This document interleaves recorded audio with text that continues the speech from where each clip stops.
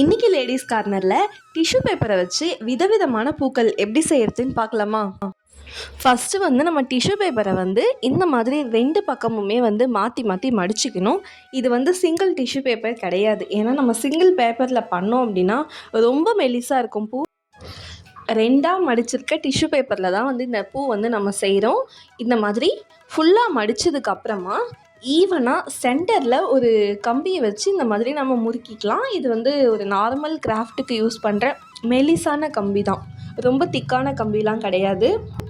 இப்போ மடித்த இந்த பேப்பரோட ரெண்டு பக்கமுமே வி ஷேப்பில் நம்ம கட் பண்ணி எடுத்துக்கணும்.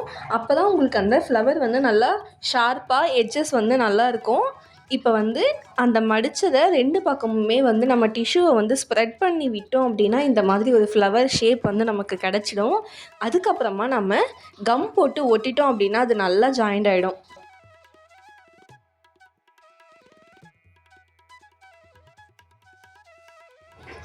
இப்போ ட்விஸ்ட் பண்ண கம்பியில் ஒரு க்ரீன் டேப்பை வச்சு ஒரு கம் தடவி நம்ம அந்த எட்ஜில் ஸ்டார்ட் பண்ணோம் அப்படின்னா அப்படியே ட்விஸ்ட் பண்ணி கொண்டு கீழவும் நம்ம கம் போட்டு நம்ம ஒட்டிக்கலாம்.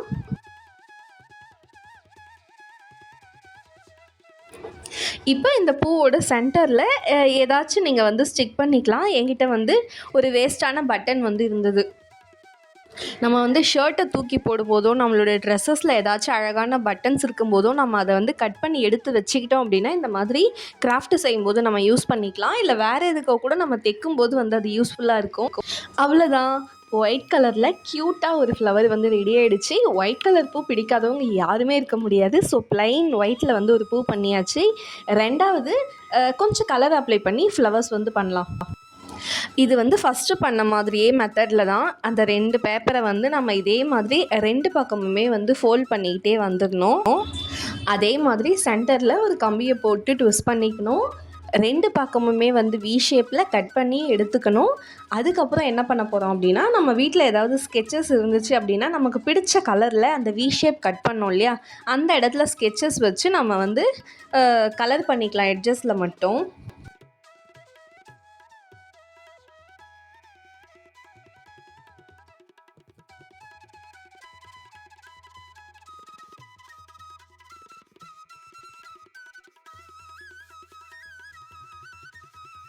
இந்த மாதிரி நம்ம ஃபுல்லாக பண்ணி முடிச்சதுக்கப்புறமா இது அதே மாதிரி வட்டமாக ஸ்ப்ரெட் பண்ணி முடிச்சதுக்கப்புறம் நம்ம ரெண்டு பேப்பரில் மடிச்சிருக்கோம் இல்லையா, அதனால் உங்களுக்கு ரெண்டு பேப்பரையும் இப்படி தனித்தனியாக பிரிக்க வரும். அந்த மேலில் இருக்க பேப்பர்ஸை மட்டும் நம்ம மேல் பக்கமாக விரித்து விட்டோம் அப்படின்னா ஒரு அழகான பூ ஷேப் கிடச்சிடும். இதையே இன்னொரு மெத்தட்லேயும் பண்ணிக்கலாம். இப்போ அந்த ரெண்டு பேப்பரை நம்ம ஒன்றா மடிக்காமல் ஃபஸ்ட்டு அந்த ரெண்டு பேப்பரையுமே நம்ம கட் பண்ணி எடுத்து வச்சுக்கலாம். இப்போது இந்த பேப்பரோட ரெண்டு பக்கமுமே இந்த மாதிரி எவ்வளோ நீட்டுக்கு நமக்கு வேணுமோ அவ்வளோ நீட்டுக்கு ஸ்கெச்சஸில் கலர் பண்ணிக்கலாம். உங்களுக்கு நம்ம போன டைப் பண்ண அதே பூ தான் இதுலேயும் பண்ண போகிறோம். ஆனால் நீங்கள் ஃபுல்லாக மடித்து விட்டதுக்கப்புறம் உங்களுக்கு அது கலர் கொடுக்கும்போது எந்த அளவுக்கு வரும்னு தெரியாது. பட் நீங்கள் இந்த மாதிரி பூ செய்யறதுக்கு முன்னாடியே நீங்கள் இந்த மாதிரி கலர்ஸ் கொடுத்தீங்க அப்படின்னா உங்களுக்கு எல்லாமே ஈவனாக ஸ்ப்ரெட்டாக இருக்கும். பேப்பரோட ஒரு பக்கம் மட்டும் இந்த மாதிரி பண்ணால் போதும். ஏன்னா அது மெலிசான டிஷ்யூ பேப்பர் அப்படின்றதுனால இன்னொரு பக்கம் உங்களுக்கு கலர்ஸ் நல்லாவே தெரியும். இப்போது இதே மாதிரி ரெண்டு பேப்பரையும் மேலே வச்சு மடித்து அந்த பூ எப்படி பண்ணமோ அதே மாதிரி தான் பண்ண போகிறோம்.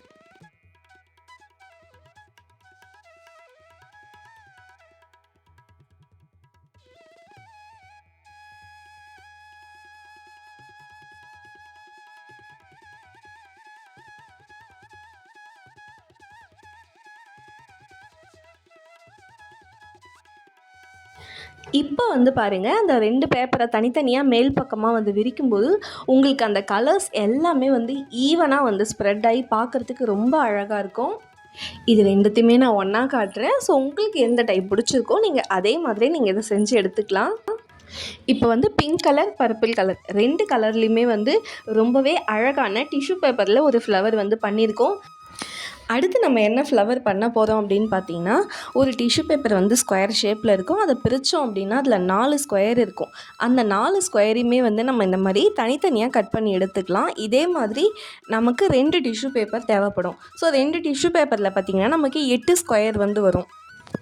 இப்போ இந்த 8 பேப்பரையுமே வந்து நம்ம ஒன்று மேலே ஒன்று அடுக்கிட்டு ஒரு தட்டில் வந்து கொஞ்சமாக தண்ணி விட்டு இந்த மாதிரி டிஷ்யூ பேப்பர் வந்து தண்ணியில் எல்லா பக்கமும் படுற மாதிரி நம்ம நனைச்சிட்டு அதுக்கு நடுவில் வந்து அக்ரிலிக் கலரில் ஃபஸ்ட்டு ஒரு எல்லோவில் ஒரு கோடு போட்டுக்கலாம்.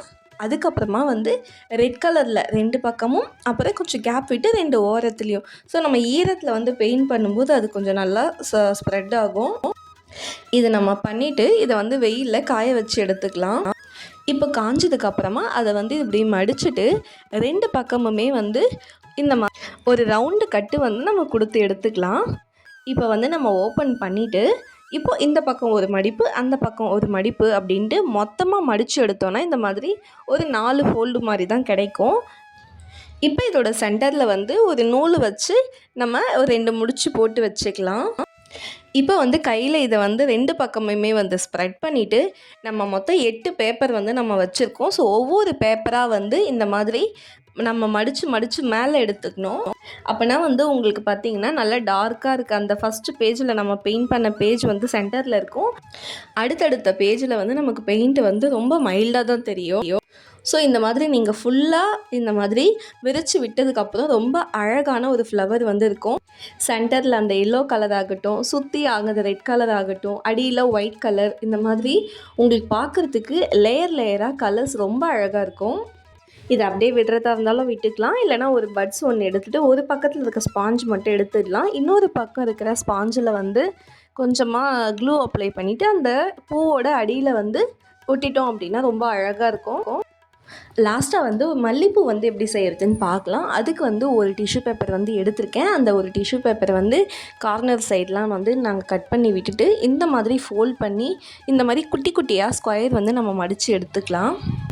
உங்களுக்கு ஒரு டிஷ்யூக்கு வந்து பார்த்திங்கன்னா ஒரு 16 ஸ்கொயர்ஸ் வந்து கிடைக்கும், குட்டி குட்டி ஸ்கொயர்ஸ். மொத்தமாக எல்லாத்தையுமே இந்த மாதிரி நம்ம கட் பண்ணி எடுத்ததுக்கப்புறமா அதில் ஃபஸ்ட்டு ஒரு ஸ்கொயர் எடுத்துகிட்டு இந்த மாதிரி கையில் வந்து பால் மாதிரி நல்லா வந்து சுருட்டிக்கணும். அதுக்கப்புறம் வந்து அது மேலே இன்னொரு ஸ்கொயர் பேப்பரை வச்சு நம்ம அந்த பாலை கவர் பண்ணிவிட்டு அடியில் வந்து அதை கொண்டு வந்து ஒரு ட்விஸ்ட் பண்ணோம் அப்படின்னா ஒரு மல்லிப்பூ ஷேப்பில் நமக்கு ஒரு ஷேப் கிடைக்கும். அது நம்ம ட்விஸ்ட் பண்ணுறதுக்கு கொஞ்சமாக தண்ணி தொட்டுக்கிட்டே நம்ம ட்விஸ்ட் பண்ணோம் அப்படின்னா உங்களுக்கு வந்து ஈஸியாக இருக்கும். இந்த மாதிரி எவ்வளோ மல்லிப்பூ வேணுமோ அவ்வளோ வந்து நம்ம பண்ணி ரெடி பண்ணி எடுத்துக்கலாம். ஒரு பூக்கு வந்து 2 குட்டி ஸ்கொயர், ஒரு பால், ஒரு மேலே வச்சு ஒரு ட்விஸ்ட்டு, இந்த மாதிரி நம்ம பண்ணி எடுத்துக்கிட்டதுக்கப்புறம் ஃபஸ்ட்டு வந்து ஒரு சாப் க்ரீன் கலரும் அதுக்கப்புறம் ஒரு லெமன் எல்லோ, இந்த 2த்தையும் நம்ம மிக்ஸ் பண்ணோம். தண்ணியில் லைட்டாக மிக்ஸ் பண்ணோம் அப்படின்னா நமக்கு ஒரு இளம் பச்சை கலர் வந்து கிடைக்கும். இப்போ வந்து நம்ம அதை என்ன பண்ணணும் அப்படின்னா, இப்போ நம்ம ரெடி பண்ணி வச்சுருக்க மல்லிப்பூக்கு அடியில் காம்பு பகுதி மாதிரி இந்த கலரை வந்து பிடிச்சி நம்ம ட்விஸ்ட் பண்ணி விட்டோம் அப்படின்னா நமக்கு ஒரு மல்லிப்பூ மாதிரி கிடைக்கும். இதை வந்து நிறைய நீங்கள் ரெடி பண்ணி வச்சுக்கிட்டு இதை வந்து நூலில் வந்து கட்டி பூ மாதிரி கூட ரெடி பண்ணிக்கலாம். இது நீங்கள் செஞ்சு முடிச்சதுக்கப்புறம் கண்டிப்பாக தூரத்தில் நீங்கள் வந்து வச்சு பார்த்தீங்க அப்படின்னா ஒரு ரியல் மல்லிப்பூ மாதிரியான ஒரு லுக்கு கொடுக்குது. ஆனால் கிட்டத்தை கொண்டு வரும்போது நமக்கு பார்த்தாலே வந்து கண்டுபிடிச்சிடலாம் அது வந்து பேப்பர் பூ அப்படின்ட்டு. டிஷ்யூ பேப்பரில் இத்தனை வெரைட்டி பண்ணலாம் அப்படின்றதுக்காக இந்த மல்லிப்பூ வந்து நான் செஞ்சுருக்கேன். பட் எனக்கு வந்து இது ரியலாக சாட்டிஸ்ஃபைடு இல்லை. இன்றைக்கி பண்ண பூ வெரைட்டிஸில் உங்களுக்கு பிடிச்சதை கண்டிப்பாக ட்ரை பண்ணி பார்த்துட்டு கமெண்ட் பண்ணுங்கள். இந்த வீடியோ உங்களுக்கு பிடிச்சிருந்தா லைக் பண்ணுங்கள், உங்களுக்கு பிடிச்சவங்களுக்கு ஷேர் பண்ணுங்கள். அடுத்த வீடியோவில் பார்க்கலாம். டாடா.